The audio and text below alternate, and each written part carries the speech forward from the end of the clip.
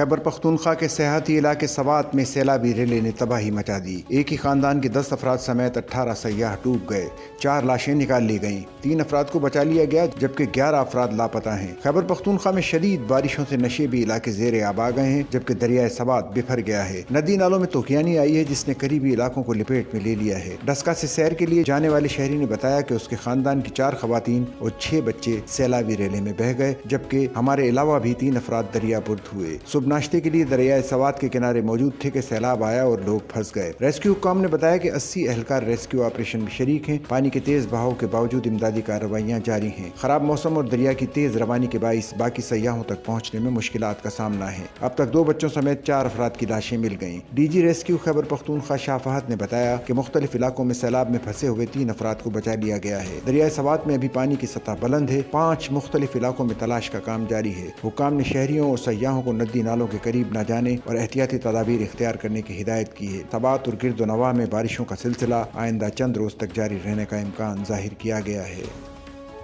Sachal news net work کی videos میں خوش آمدید۔ ناظرین، ویڈیو سے متعلق اپنی قیمتی رائے کا اظہار کمنٹ باکس میں ضرور کریں اور چینل کو سبسکرائب کریں۔